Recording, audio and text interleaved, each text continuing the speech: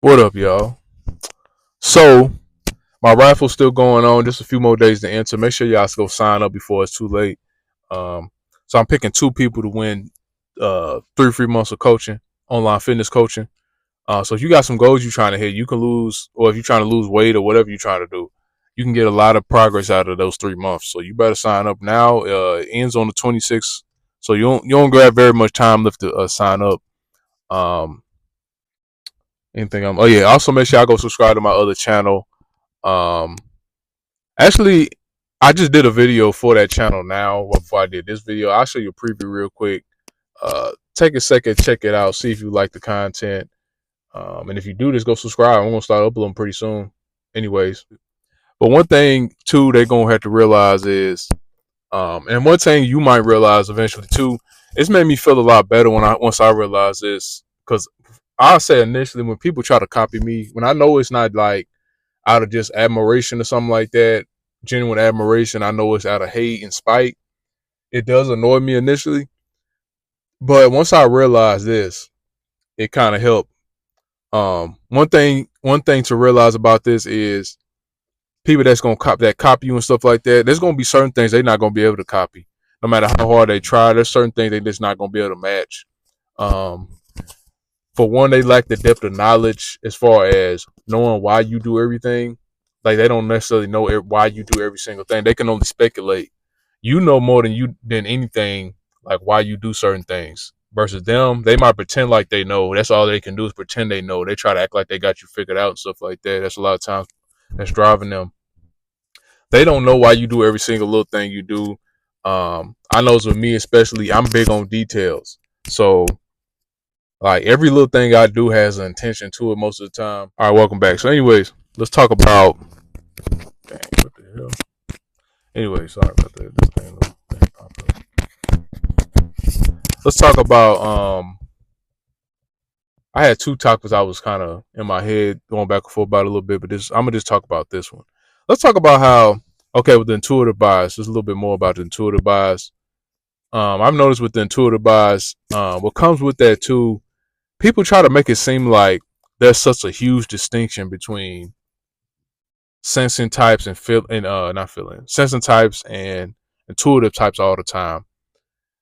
Like in every case, like it's never like there's never a question about a type of thing. When in reality, um, it could be hard to tell apart any two temperaments or types or whatever you want to say.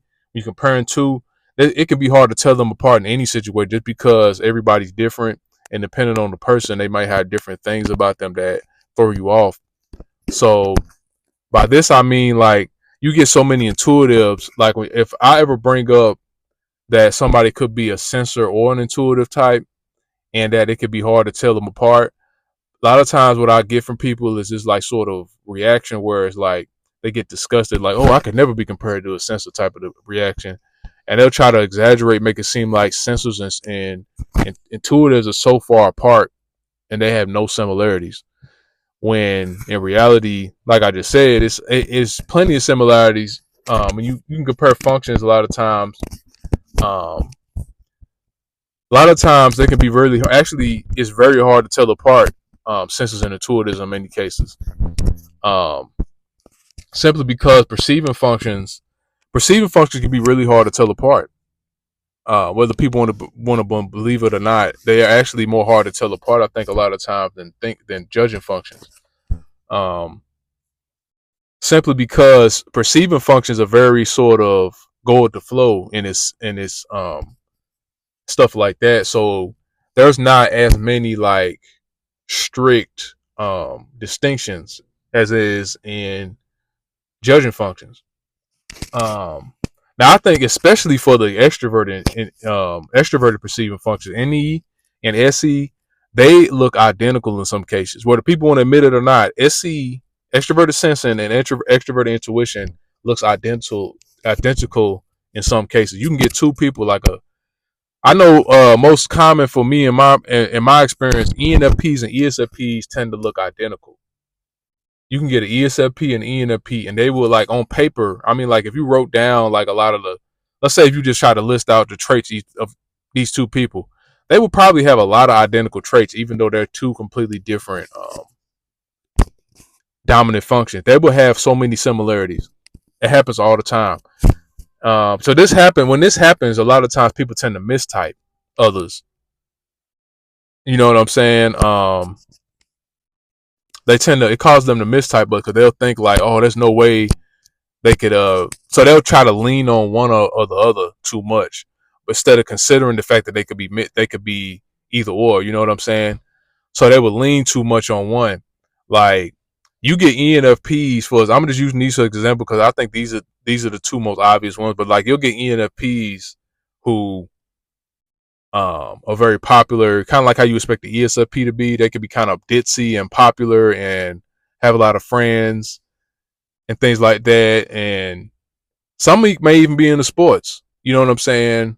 It's like they a lot of the things they can do can overlap. Like if you have traits about like a SC type that tends to be true about extroverted sensors, it can bleed over into extroverted intuition too. Like any users will be able to like sometimes do some of the things that you would expect the SC user to be able to do, and vice versa too.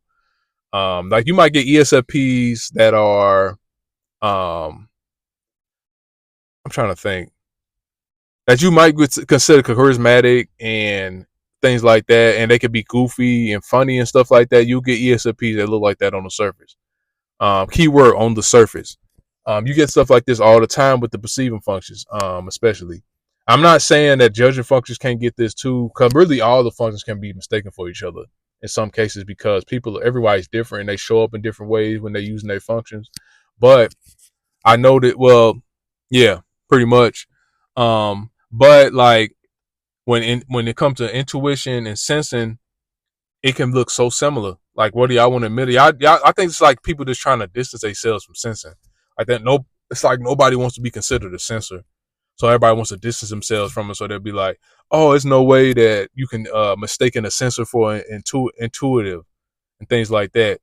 Um, Now it gets real bad when you talk about the ISTJs and the INTJs and INFJs and ISFJs too, because then of course the NI users, none of them want to be considered anything similar to a sensor because they think it's so bad. Farthest thing from the truth. Whether I want to believe it or not, SI users can look very similar to NI users in some cases. It's not always so clear cut and easy to tell apart.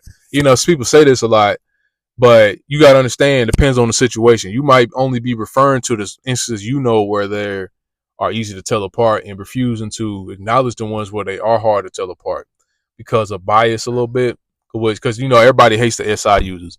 But the reason why people have a bad opinion of SI users is because they only want to acknowledge the SI users that they don't like. You know what I'm saying? I think it's like becomes a thing. What do you call that? I'm trying to think of the word for that. When you have like a selective something bias. I can't think of the name of it right now. Confirmation bias. That's what it is. It becomes a confirmation bias. That's very common in Myers-Briggs when you're trying to type other people. People don't realize they have a confirmation bias a lot of time. So confirmation bias, if you don't know what that is, it's when you only notice the things that confirm your existing bias towards something, but you don't notice any things that don't confirm it, and things like that. So it'll make it seem like your opinion is fact in some cases. You know what I'm saying? Even when it's not. So that happens all the time. Just something to point out.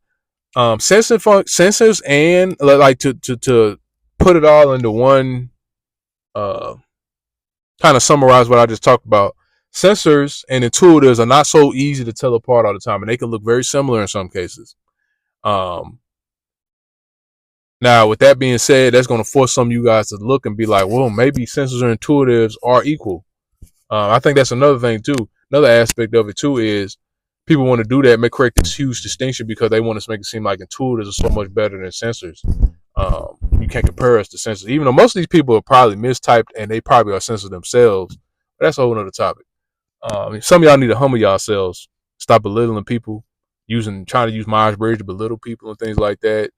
Because that's very childish. You know what I'm saying? And y'all, I feel like when you do that, you're trying to latch too much on to Myers-Briggs as a form of like trying to boost your own self-esteem. You know what I'm saying? Which it can be used to boost your self-esteem, but not in that way. Like you shouldn't be latching on to that point to where you're trying to use some 4-letter label just to say you're better than somebody. That is so dumb to me. You know what I'm saying? It means in real life you're not doing things to you're probably not trying to do things to better yourself and things like that. And you probably don't have any confidence for real. But that's a whole other topic. But anyways, I think that's all I got to say about that. Thanks for watching.